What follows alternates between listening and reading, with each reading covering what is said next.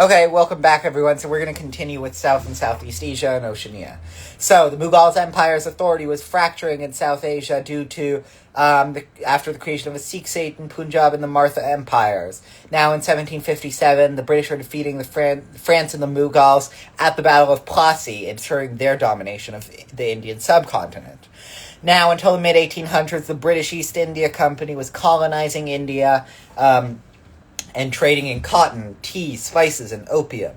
They expanded through diplomacy, warfare, training native elites, who would later be known as sepoys. The Mughal rulers surrendered their authority, essentially, in order to keep their thrones, which doesn't make a whole lot of sense to me, but I guess it's just keeping the title without the power.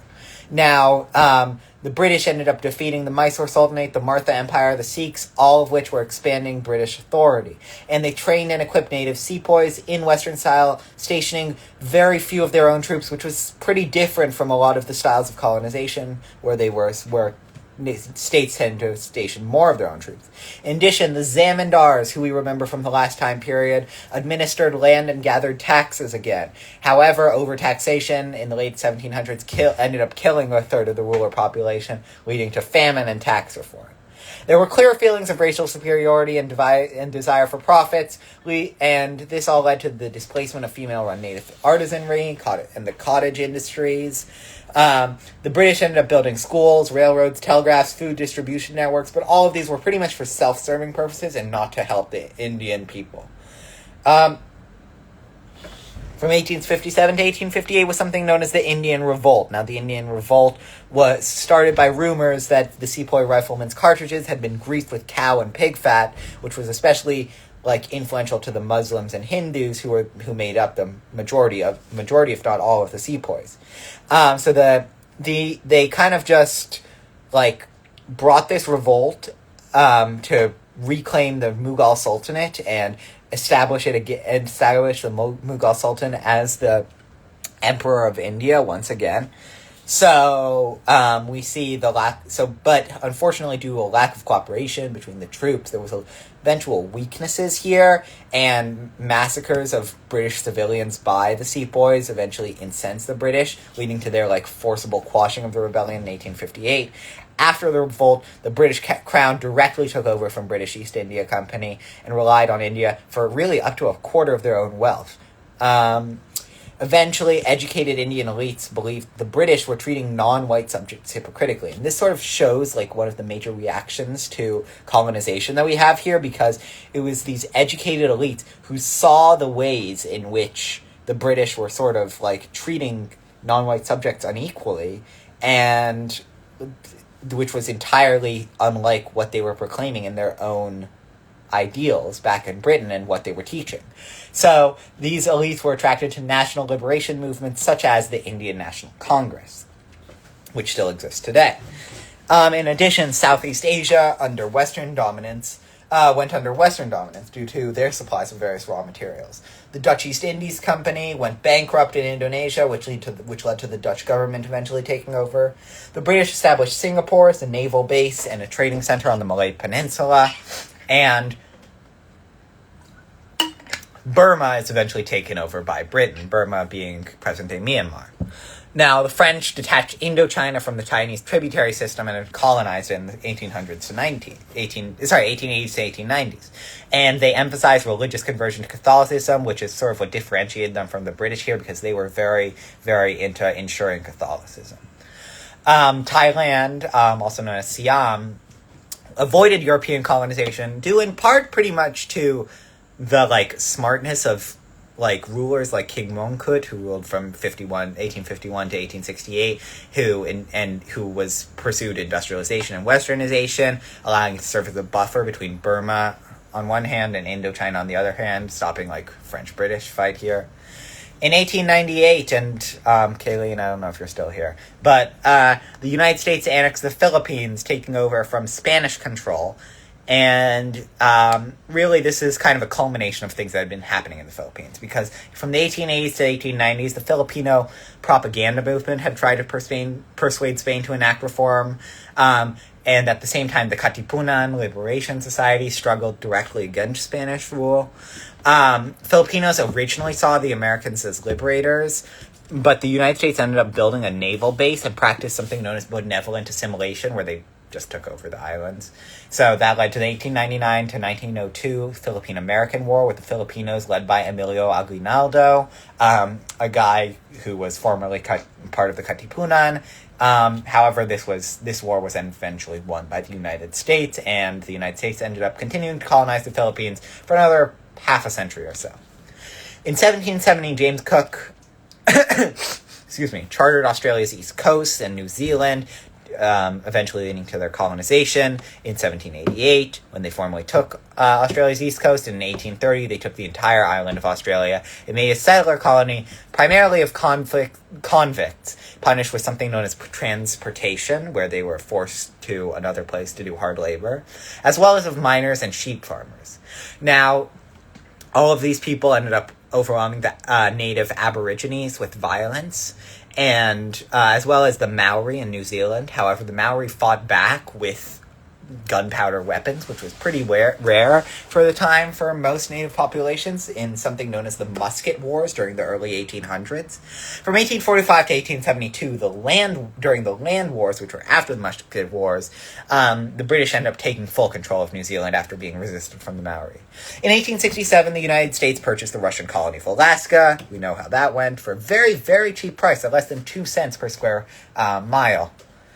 In 1795, the Hawaiian Kingdom was founded using Western weapons as a Western-style monarchy by someone known as Kamehameha the First. It ended up being a major fruit and sugar producer, and multiple French attacks led it to ask for protection from the United States, which ended up exercising influence.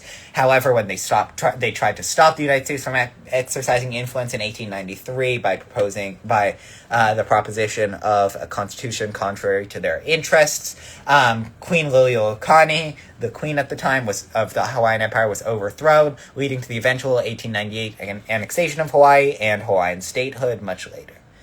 Now, before I get into the Americas, I just want to mention the Americas is typically, the United States is not typically seriously, assessed on the AP World test, on Miss Sherman's test, so don't worry too much about this. I just wanted to give some general ideas of what was going on in the United States at the time. So democratic government was making it a model for the other countries. The Monroe Doctrine was pretty important here because it was warning Europe against interfering in the political affairs of the Western Hemisphere, and allowed the U.S. to create a sphere of influence and use economic imperialism in South America. U.S. was rapidly growing with the 1803 Louisiana Purchase, the 1846-48 Mexican-American War, and the Texas War of Independence, the Alaska Purchase in 1867, Hawaiian annexation in the 1890s, the Indian Wars, and Manifest Destiny, all of which contributed to America's massive expansion. Expulsion and the pacification by force of Native Americans in the Indian Wars and through boarding schools happened in a variety of ways. First, in the Battle of Tippecanoe during Tecumseh's Rebellion of 1810-13, and then later through the Indian Removal Act of 1830, which forced Native Americans onto reservations west of the Mississippi. Eventually, the Native Americans fought back with movements like the Ghost Dance movement and the Massacre of Wounded Knee during the finding of gold in the Black Hills. However, the Americans ended up sort of taking over then. And then until 1865, the slave trade still existed in the American South, and the 1861 to 1865 United States Civil War and various slave revolts pretty much contributed to some political instability here. However, after these events, the United States ended up passing Europe industrially and commercially, with New York City becoming the banking and commerce center of the world, as it still remains today. From the 1830s to the 1890s, 17 million immigrants from Europe and Asia come to the United States, leading to anti-immigration sentiment. And as I mentioned previously, Simón Bolívar was writing constitutions for Latin American nations based on Napoleonic laws and Enlightenment ideals. However, these were essentially overturned by people known as caudillos, strong men who ruled by charisma, force, oppression, and subverted democracy. Famous non-caudillo ruler, though, was Benito Juárez, who ruled Mexico from 1858 to 1872. He was descended from the natives and supported land reform, separation of church and state, and equal treatment of all races. However, he actually led an important resistance to France's attempt to install Maximilian of Austria as the emperor of Mexico. And was president during and after the reform wars between the Mexican conservatives and the liberals. However, after Juarez, there was another guy from 1876 to 1911 known as Porfirio Diaz, and he was a caudillo. He held the Mexican presidency up until the Mexican Revolution of 1911, which we will learn about in the next time period. Next, we have racial inequality. Racial inequality really remained in Latin America against natives, blacks, those of mixed race, despite attempts at reform of this by Simón Bolívar. Indian wars were still common, especially in the Yucatan Peninsula, especially in Latin America during this time period, and especially during 1847 to 1901. In addition, the Atlantic slave trade continued here, and slavery remained legal through the 1800s and in certain areas all the way up until the 1880s. Colonial rule made Latin American economies overly reliant on resource extraction and plantation monoculture, which ended up damaging the environment and hindering their own industrialization, which fostered stark social inequalities here. Peru's Putumayo was actually known as nearly as abusive as the Belgian Congo, even though we don't hear about it as much. In addition, profits went to the elite and the foreign investors, widening the socioeconomic gap here. And while some industrialization occurred primarily in Mexico and Argentina in the 1800s, it was primarily a lot of economic imperialism from Western and United States. In the 1830s and 1846 to 1848, there's the Texas Rebellion and the Mexican-American War, where the United States ends up taking up territory from Mexico, and British and economic imperialism became rampant. The United Fruit Company becomes an important thing during this time, and actually the United Fruit Company is one of my favorite things to study in world history. They're a very interesting thing. They'll come up a lot more during the next time period, but basically, if you have bananas in your house, look who they're made by. They should be made by Chiquita. Chiquita is the United Fruit Company, and they still essentially practice some forms of economic imperialism today. In Cuba, we had a national liberation movement, we see, led by the poet José Martí, that eventually sparked a war of independence. However, with Spain. However, opponents of Spain and Cuba were placed in concentration camps, and this was really the first of the concentration camps. And it pretty much directly led to the Spanish-American War in 1898, which ended Spain's Caribbean influence.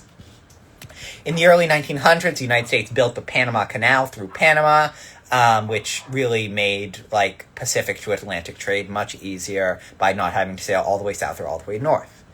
Now, I'm going to go into cultural developments, and after governance here, I'm actually going to go a little bit less heavy on what I'm talking about, just because of time and also because I don't think it's going to be as important.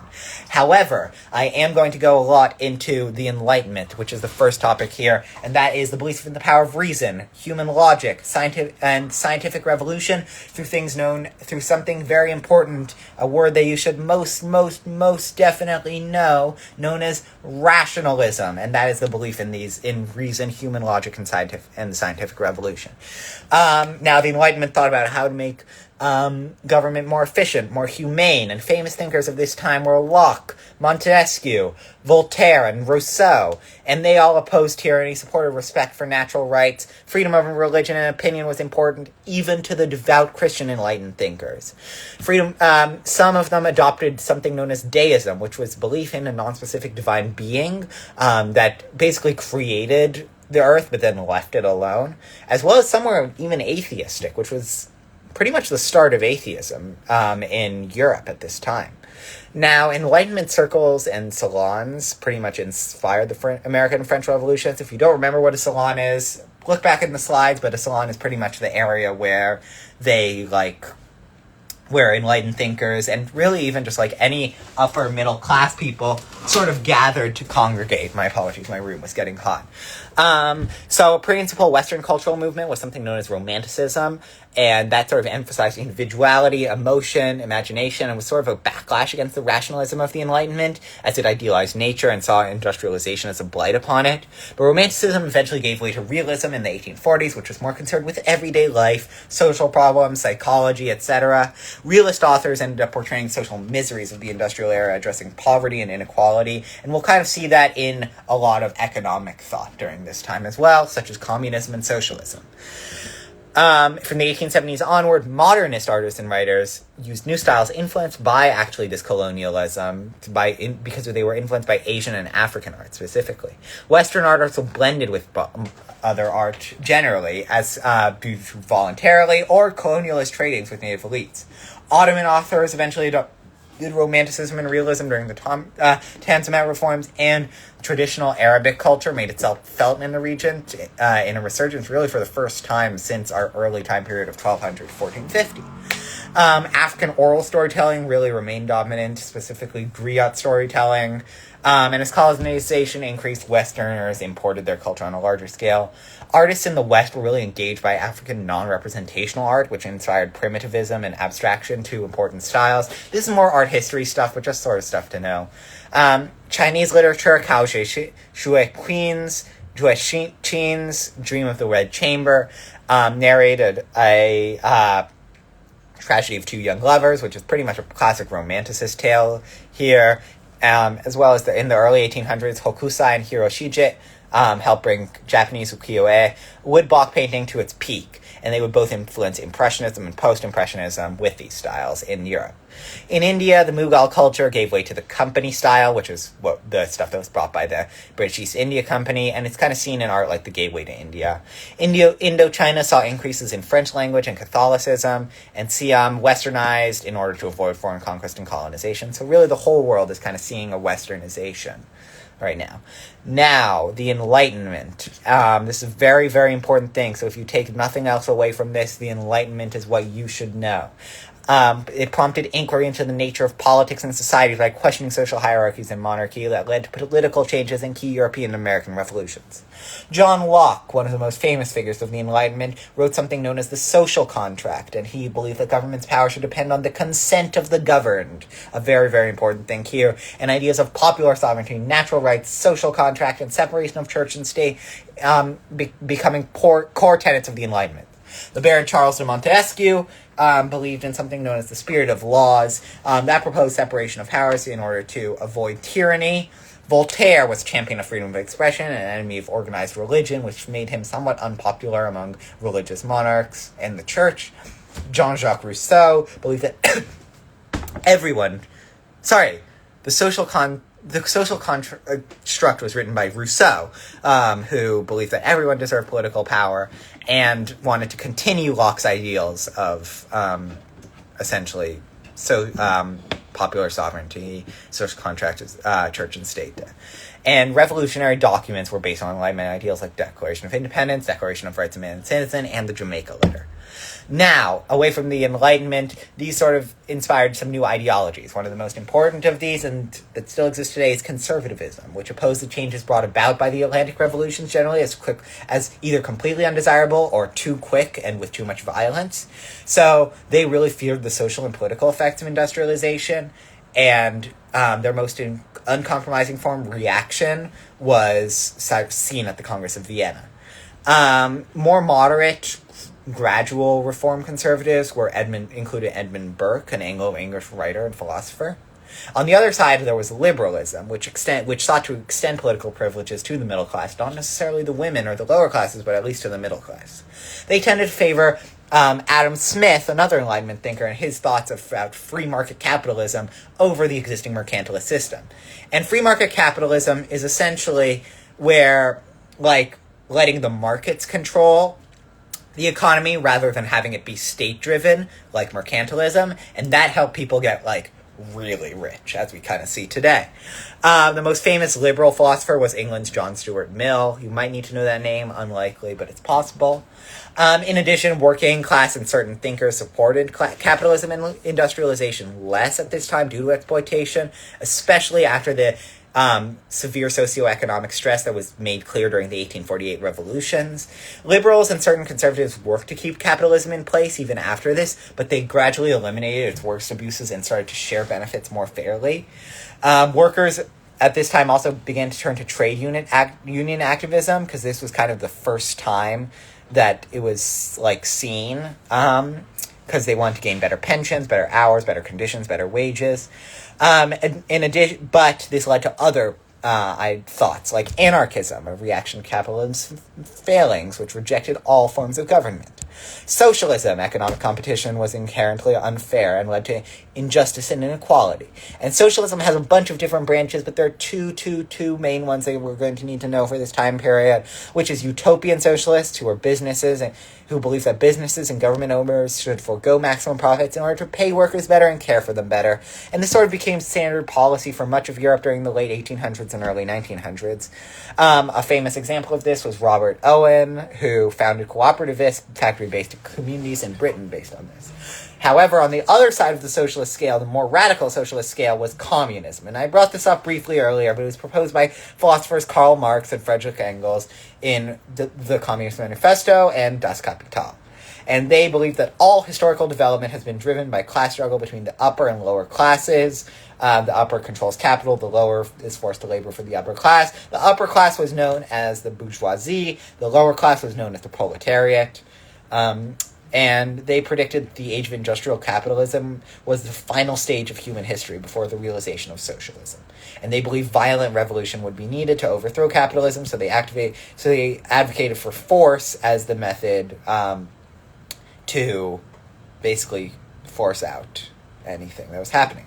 Many agreed with Marxist ideas of the impossibilities of fixing capitalism, but by the late 1800s, they really began to question whether revolution was necessary, because it really became undesirable to do. So revisionists, a third branch of socialism here, is that they sort of began to bring about socialism through union activism and parliamentary politics, and they founded Social Democratic Party, which had large following and often even opposed communists, despite the fact that they grew out of communism. Russia, these were the Mensheviks, and they sort of split from the Bolsheviks, who were the communists. And another example of this is in Germany with the Social Democratic Party. In addition, nationalist thought was really important here, because there was the advent of nationalism, which was the idea that there was a shared identity of ethnicity, language, traditions, and territory, and that should form the basis of the nation state, the dominant form of political organization, and that there should be a social contract saying that individuals owe certain obligations to their nation, and that their nation owes certain obligations to the individual, etc., etc. And nationalism had really strong effects in both existing states and among groups that were divided/ruled by others. And this frequently led to militarism and contributed to late 1800s European armed conflicts like the German and Italian Wars of Unification. But also, on the more negative side, they aroused feelings of ethnic and racial superiority that were enforced by social Darwinism, that there was survival of the fittest. A famous example of nationalists were the Young Turks, who were ardent Ottoman nationalists who sought to keep their country on par with Europe through Ottomanism, their idea of a shared imperial identity, but eventually they turned to Turkish nationalism, which prejudiced against non-Muslim minorities, specifically Armenian Christians, during the Armenian Genocide. Now, there was national liberation movements I previously mentioned, like Jose Martis in Cuba, Katipunan in the Philippines, and the Indian National Congress, the Boxers in China, and the Maji-Maji Revolt in Africa. In addition, Japan ended up adopting Western-style nationalism as it industrialized and militarized and defeated China and Korea, because Japan became convinced of its superiority over other Asian countries, thinking that they were basically the master race among Asians. And this is sort of exemplified in their 1885 Goodbye Asia essay, where they say that they've basically joined the ranks of Europe and don't need to be, associated with what's happening in Asia. Now, technology and innovation. And this is another really important thing that we want to know here, because this is pretty key to an understanding of everything that's going on during this time period. And that was because power was pretty much exclusively made by wind, water, or muscle through the 1700s, up until James Watt's 1782 patent of a cost-effective steam engine that was strong enough to pump coal and iron mines and drive new machines in the textile industry, which unlocked machine power or in factory productions, provoking the Industrial Revolution. Now, this is pretty much the most important event in world history, no big deal, so you might want to pay attention to this. Machines based on coal and iron really dominated the early industrial years, but during the mid to late 1800s, the Second Industrial Revolution saw the emergence of new industrial technologies like the Bessemer process, which is the cost-effective production of steel using iron and carbon, the rise of electricity as a power source, the start of the commercial use of petroleum, chemical industry advancements, vulcanization, which prevented rubber from melting and turning brittle, technological innovations like the invention of the telegraph, the telephone, the light bulb, skyscrapers, wireless radio, and tractors, transportation like the steamboat, railroads, internal combustion engine, automobile, airplane, public transit, and warfare. Now onto scientific advancements. We see germ theory really becoming common and helping prevent the spread of common diseases, because this is really the first time that germ theory is fully discovered and fleshed out. Vaccinations, which were really kind of started as inoculations in ancient China and then pioneered in the 1700s as vaccinations, became more and more common in the 1800s. And as wartime nursing and surgical techniques modernized with antiseptic sterilization and anesthesia, that made wartime sort of nursing safer. Childbirth became less risky and infant mortality decreased, also due to the same antiseptic sterilization and anesthesia. And tropical disease treatments like quinine for malaria became more readily available. In addition, Charles Lyell discovered that the Earth was constantly changing due to geological forces, not periodic catastrophes, and that it was millions of years old rather than just the thousands in the Bible. And while this might seem obvious to many of us, it's actually not. It wasn't obvious, and it was a huge thing at the time. In addition, Linnaean taxonomy allowed botanists and zoologists to record living creatures more precisely, and more scientists were embracing a theory of evolution due to evidence from the fossil record, including the 1840s discovery of dinosaurs. English naturalist Charles Darwin explained evolution with his theory of natural selection in On the Origin of Species of 1859, which argued that evolution is random and that it is caused by physical mutation that increase an animal's chances of survival and are thus passed on to the animal's offspring. In the essentially survival of the fittest. In The Descent of Man, he argued that humans and apes have shared evolutionary ancestry, which eroded faith in traditional religion and encouraged secular worldviews. Albert Einstein's theory of relativity in the 1890s to 1900s really established the speed of light as the maximum velocity in the known universe. And at high scales, Newtonian physics, the dominant idea of physics at the time, broke down paradoxically. And this also gave rise to the other end, which is atomic science, which is including quantum physics, which tested the limits of Newtonian physics at a microscopic level. So all y'all taking physics, it gets more complicated. In addition, it created mathematically unsettling questions in physics, really for the first time since Newton's discovery of calculus. In around 1900, psychology began to evolve as a new field due to thanks to the inventions of Sigmund Freud, an Austrian physician, who developed the principles of psychoanalysis, which is that personality is influenced by the unconscious mind, and divided into three parts: id, ego, and superego, in his book, The Interpretation of Dreams.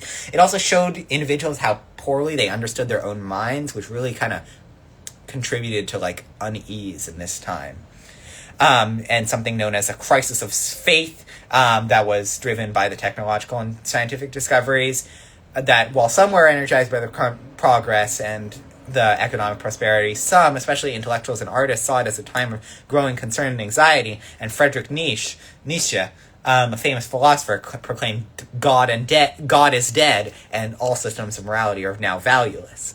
This was really sort of the epitome of the scientific and secular worldview that was becoming paramount in the West as religion was taking less of a role, and sort of promoted the Enlightenment ideals of separation of church and state and making it the norm, and generally creating less risk to professing atheism,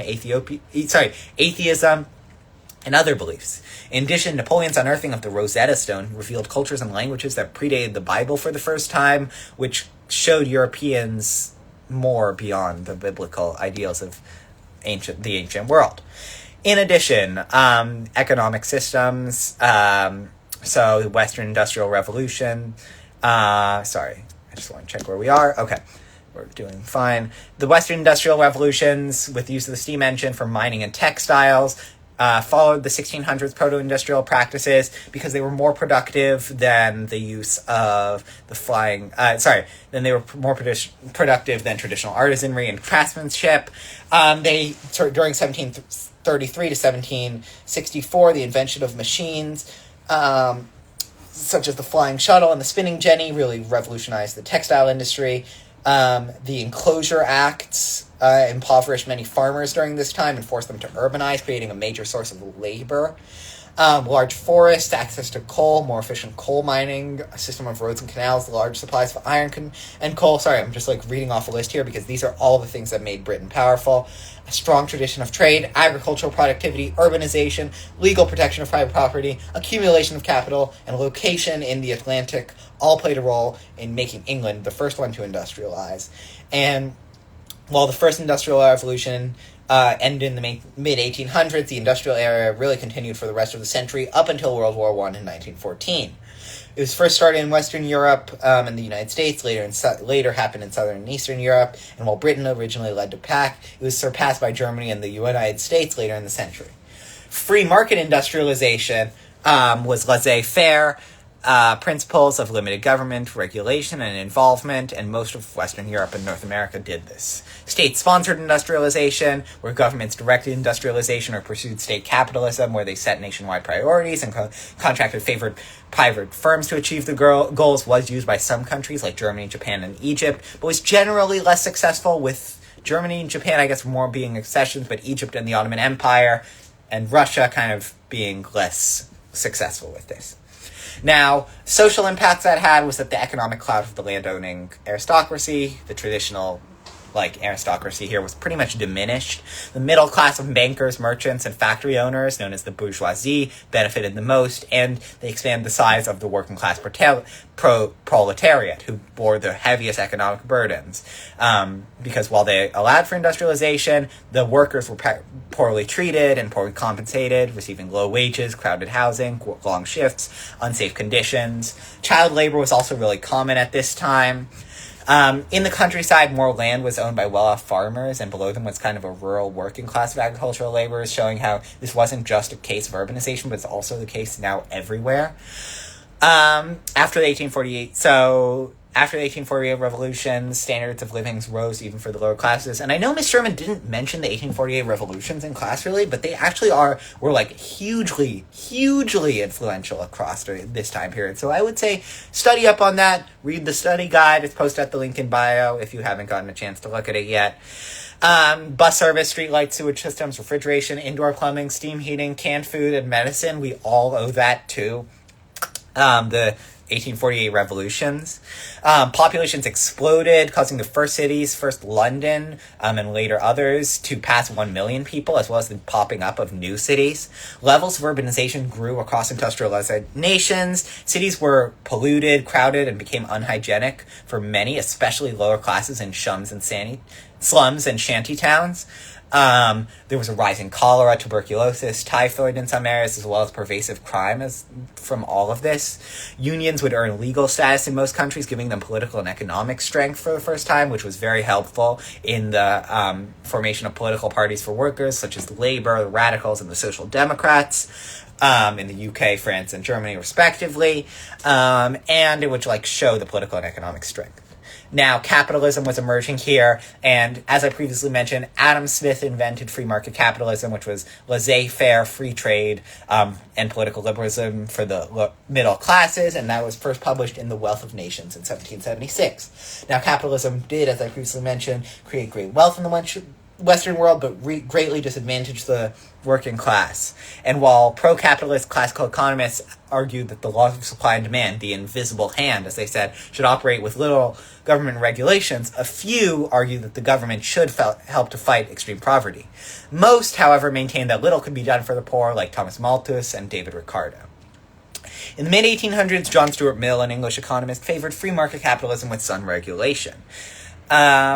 Now, in banking and commerce, more complex banking systems sort of began to be created to expand the wealth of the middle classes, and central banks had national reserves of precious metals to back currencies and determine economic policy. LLCs, or limited liability corporations, grew in size to allow investors to reduce their risk by separating personal and corporate assets, so just in case the LLC went down, it wouldn't cause as much stress on the investors. And stock exchanges emerged to regularize the buying and selling of corporate shares, specifically the 1817 opening of the New York Stock Exchange, as well as the opening of the London Stock Exchange a few years prior.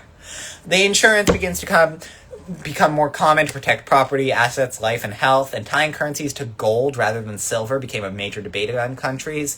The gold standard versus the silver standard versus bimetallism, which was both. A major time when this became a thing was in 1871. The newly united Germany moved to gold, which kind of significantly devalued silver because of how much economic influence Germany had, and it caused the worldwide panic of 1873, which had negative effects on mining, railroad building, and industrialization worldwide due to the drop in value of silver. It also led to the Long Depression from the 1873 to the mid 1890s, and really, this shows how greatly influential it was during this time. The United States switched to the gold standards after fierce debate in 1900. Now, transnational businesses came to dominate the economic landscape, including the surviving joint stock companies, but also new ones. Now, three big examples of this that you want to know are the Suez Canal Company, which oversaw the 1868-1869 construction of the Suez Canal, and eventually its operation up until 1888 when Egypt began, 1873, Egypt began to sell its shares. 1888, Egypt sold all its shares. HSBC, the Hong Kong and Shanghai Banking Company, opened in 1865 by British merchants, and that was the special privileges to consolidate commercial interests in Hong Kong and Shanghai that they made. They assumed responsibility for issuing banknotes in Hong Kong, Singapore, and Thailand, so really spreading British economic influence across the continent of Asia. And 3, the United Fruit Company, which was a United States-based corporation that monopolized cash crop monoculture in Latin America, which started its influence in Costa Rica and expanded across Latin America and the Caribbean, with special emphasis on growing bananas, involving itself in infrastructure projects like shipping and railroad expansions, and using mutually profitable relationships for sway in governments and economies, establishing something known as banana republics, which were monoculture-based economies under UFC's economic imperialism. Now, for the global perspective, it was really greatly felt globally due to global capitalism and imperial influence. Western economic growth, depending on the acquisition of raw materials from non-Western areas and turning those regions into consumer markets for Western goods. So it was like a double hit whammy back on the colonized countries. Harsh semi-coerced conditions with payments ending up in the pockets of the upper class were common. In Africa, the extraction of gold, diamonds, ivory, rubber, and palm oil was common. In South and Southeast Asia, rubber, tin, aluminum, ore, oil, and cotton was common. In Latin America and Qing-Chinese relations were also indirectly exploitative due to the unequal terms of economic imperialism there. The non-Western world imitated industrial methods of production with exported industrial practices or Western-created infrastructure in colonial holdings like roads, railroads, telegraph networks, and postal services. But profits still often went to colonizers rather than the local economy, and colonial enterprises often drive out the traditional ones from business. Now, the Middle East and East Asian industrialization came primarily from the government through, as I previously mentioned, Tanzimat reforms, self-strengthening movements, Meiji-era reforms, and in Japan, Zaibatsu, the state-sponsored corporations, really carried out the large-scale industrialization, as they were still encouraging private enterprises, spurring middle-class growth, and workers were still experiencing the same harsh conditions as Europeans. Now, for a transformation of social classes, there was really major developments in class diversifications as traditional land-based aristocracies saw their power and social class clout weaken. Decreased rural populations happened, expansion of the industrial working class, prosperity of the middle class, and societies further south and east still remained agrarian but would begin their industrialization process. Non-Western societies, the socioeconomic gap still remained huge, especially in Latin America, as the landowning elite and the lower classes were really widening the gap between them. The Ottoman Tanzimat reforms urged liberalization, secularization, and greater toleration of the millets. If you remember, the millets were the groups of non-Muslim religious people, but reform impulse died away after the 1870s, and changes were really quite limited. Africa was colonized and didn't industrialize, as foreign powers were creating racially segregationist policies. And social stratification in Qing China was rigid, leading to the White Lotus Rebellion and the Taiping Rebellion, which were both sort of against the rigid social hierarchy there. South Asia also experienced racially segregationist policies from the colonial powers as they brought about modernization through important industrial practices and native elites education, and British sought to release abuse from the Hindu caste system and Hindu-Muslim strife, but however, they were still, like, really under the control of the colonial powers, which... Tokugawa with Japan kept samurai-dominated social stratification and low social mobility, and in the late 1700s, partial modernization lent more influence to merchants, who occupied one of the lowest spots in the Japanese caste system despite the importance, but that would later change in the 1870s after the Meiji Emperor abolishes samurai status, allows the growth of a westernized middle class who was made up of a lot of these merchants, also leading to a decrease in the farming population, harsh conditions for the working classes, and nationally funded education and an ability to serve in the military for all commoners. Labor and migration, factory work, manufacturing, resource extraction, specifically mining and cash crop cultivation, were the most important things as it came to that. Even free laborers were oppressed until labor laws and trade unions toward the very end of this period.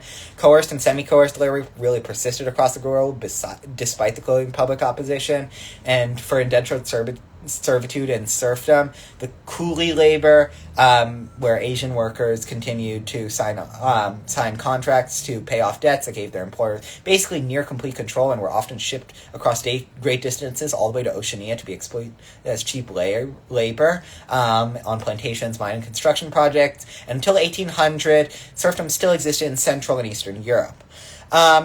This kind of did away with Enlightenment. This was done away with during Enlightenment reform or by Napoleonic influence, and despite early 1800s Russian serfizing, Russian serfs were really only emancipated in 1861.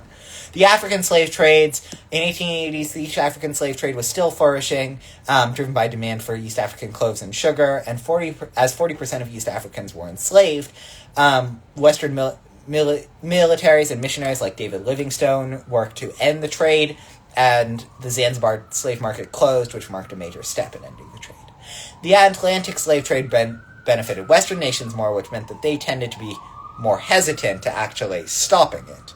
They were using the Americas for plantation agriculture, especially for sugar and cotton production and domestic labor. However, the Haitian rebellion set a precedent for slave rebellions, and slaves became more expensive and difficult to obtain, which made it began to sort of slow the slave trade.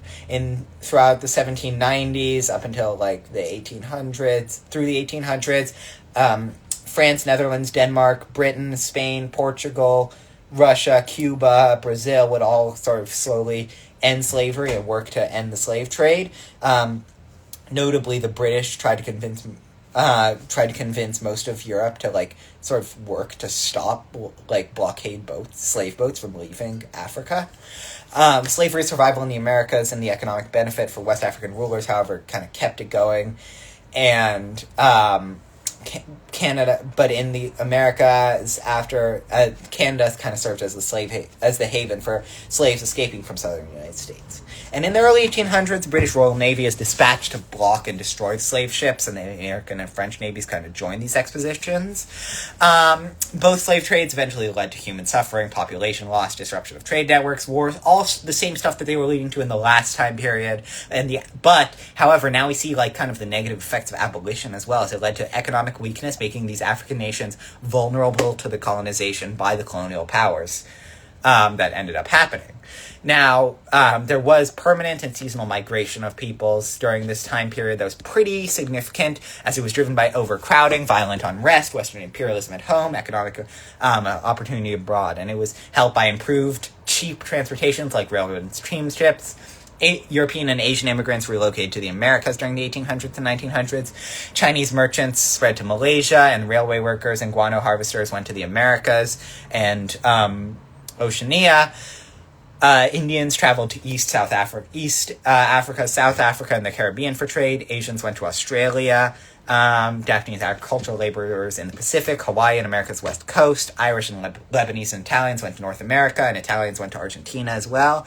And while in some cases migration was temporary, as migrants relocated for work to return home with money, as men would work in agriculture and resource extractions, leaving women to take leadership roles at home in the family, a lot of these people was kind of a permanent movement here. And that led to a massive rise of anti-immigration sentiment, as especially against Jews, non-whites, Italians, and Irish, who were often poorly received into their new societies due to differences in religion, especially. Quota systems limited the number of people countries would allow from each country each year. An example of this that's pretty famous is the 1882 Chinese Exclusion Act, based on racist fears about the yellow peril. And that would really end up being renewed through the 1960s in the Americas. Another example of this is the White Australia policy, which gave British immigrants preference over other immigrants in pretty much every way possible. On the gender side, now this period was hugely influential for gender and family issues, as there was really a huge change in the way that women were perceived. People like Mary Wollstonecraft wrote that women possessed reason and were entitled to equal rights in 1792. During the French Revolution, Olympe de Gouges argued that women should have the same rights as men, and she proposed the Declaration of the Rights of Woman and the Citizeness, but was executed during the Reign of Terror. Women's rights movements allowed women to own property and file for divorce. Women ended up gaining property rights in Britain in 1870, Germany in 1900, France 1907, and they continued to seek access to higher education, jobs, and equal pay, and women really led the way in anti-slavery and aid for orphans. Mid-1800s, women began seeking political rights, most notably suffrage. In Europe and America, suffragette movements were led by middle and upper class women. Britain was famously led by Emmeline Pankhurst, and the American movement was led by Susan B. Anthony and Elizabeth Cady Stanton, who famously called the 1848 Seneca Falls Convention, where the Declaration of Sentiments called for better working conditions, childcare, temperance, right to vote for American and Canadian women. However, what ended up happening was most countries only gave women the right to vote really starting after World War I. Women in industrialization really shifted the workplace away from the farm, creating a domestic sphere separate from work. And lower class women kind of took up work, frequently in textile factories. They were both homemakers and caregivers. There was really a cult of domesticity that sort of dominated Western culture, which kind of meant that women's place was supposed to be at home while men's was in the workplace. And childcare, teaching, domestic housework, and nursing were really the only things open to women. In the non-Western world, however, women's education levels did continue to rise, and their extent of their property rights rose in some places. Women worked in agricultural labor, domestic service, and nursing, and industrialized areas with lower-class women also entered the workplace, like in the West. Ottoman Tanzimat reforms gave women greater access to education, and some even entered public life in the 1800s. However, Wahhabism from Arabia and other Islamic traditionalism generally opposed modernization like this, and veiling did remain common. Colonization of Africa led to the breakup of families, as husbands worked in mines, plantations, or military units and were given jobs by Western employers, while wives stayed in villages, grew food, and took care of children. This led to fewer economic opportunities for women due to the tradition that ended up undercutting the traditional matrilineal authority seen throughout much of Africa. In addition, Confucianism continued in Qing China, placing women in a secondary social position, and foot binding continued despite opposition by the Taiping rebels and the foreigners who had spheres of influence there. Meiji Japan and Tokugawa Japan's social stratification, but there was still little room left for women who were still confined to a secondary status despite some reforms. The Hindu caste system continued in South Asia with its stark patriarchy, and while the colonial authority sort of combated some of its excesses, like sati, Islam also affected the place of women in parts of South Asia and sort of just changed. There was a lot of it that was sort of a mixing of colonial and traditional authorities here. Now, Latin American nations were based on their legal systems and on the Napoleonic Civil Code, and little concern for women's rights. Slow industrialization limited non-agricultural working opportunities for both women and men. And while Argentina, Uruguay, and Chile made it possible for women to gain educations, only Chile really made it possible for women to earn degrees in law and medicine. Final sections here, so I just want to talk about humans and the environment. Vivi and I have been talking for an hour and 50 minutes. But population growth and urbanization kind of placed greater strains on local ecosystems, and poor planning led to greater resource consumption as mass deforestation arose and forests were cleared for timber, farms, factories, and settlements. Road networks and railroads began to expand over great distances. And new and growing cities like factories and skyscrapers across much of the landscape really began to spread. Large-scale agricultural enterprises like plantations kind of greatly manipulated the environment, as they had been doing, and canals were built, like man-made canals, like the Erie Canal, Suez Canal, and Panama Canal. Resource extraction increased dramatically, really depleting natural resources and severely damaging the environment, which was not helped by crash crop monoculture, which intensified in colonies and countries where Western nations invested heavily, and with this coerced and semi-coerced labor. Mining and fossil fuel extraction damaged the environment. Gold and diamonds were gotten wherever possible. The quest for petroleum really began in the 1800s and served as a manufacturing lubricant and as a source of energy. Deposits were originally discovered in the Americas, then the Middle East and Southeast Asia. Pollution of air and water reached really unprecedented levels because there were so few laws to combat it, because we didn't really know what it was. And the first stages of human-caused climate change can really be seen in this era. You can see in the news now, if you're like reading about climate change, they're talking about like now in relation to pre-industrial levels. That's what this means. It's because climate change is really driven at the start by the Industrial Revolution. In addition, the endangerment and extinction of species due to overhunting and the destruction of habitats like fur-bearing creatures like sables, otters, fur seals, and bison, whales and seals nearly hunted to their extinction for their oil, walruses for their ivory, great auks, Carolina parakeets, passenger pigeons, and my second favorite animal of all time, the Steller sea cow, sadly went extinct. Migrations led to the redistribution of human populations into areas that were sparsely populated. They brought industrial era economic practices that really burdened the environment quite heavily, and that all like sort of contributed to making the start of like climate change here. Now for the final section, I just want to go over disease. This is the first time period with a real scientific understanding of diseases, as experiments with vaccination proved effective in treating and preventing smallpox, and the spread of vaccination during the 1800s and 1900s led to the eradication of diseases. Understanding of germ theory and medical sterilization really helped increase chances of living after being injured. Scientists like Louis Pasteur helped find better understanding of processing and handling food, and new levels of human mastery of these things really led to population growth. In the mid-1800s, Europeans and Americans developed treatments for tropical diseases like malaria, yellow fever, sleeping sickness, allowing for the colonization of Africa and Asia. And while certain illnesses proved resistant or adaptable to vaccines, and diseases still killed many in places with limited access to vaccines, there was a lot that vaccinations did at this time.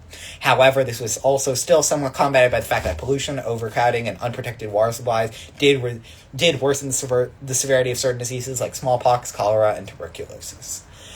All right, that's the end of my live review. Please let me know if you guys have any questions. Feel free to DM me if you have any questions, or I'm going to stay on for just a few more seconds to see if anyone has anything to say.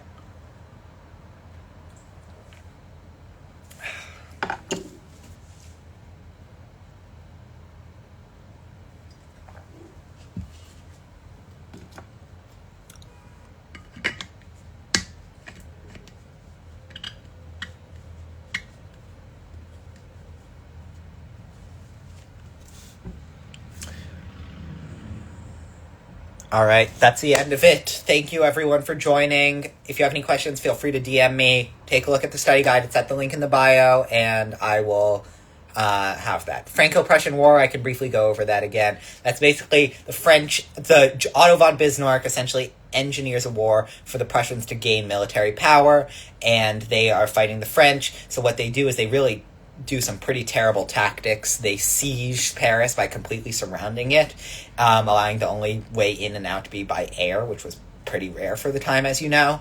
And this really causes, while this does eventually lead to the unification of Germany, it really causes a lot of bad sentiment from the French towards the German that would end up sort of contributing to the causes of World War I. Okay, see you. Bye.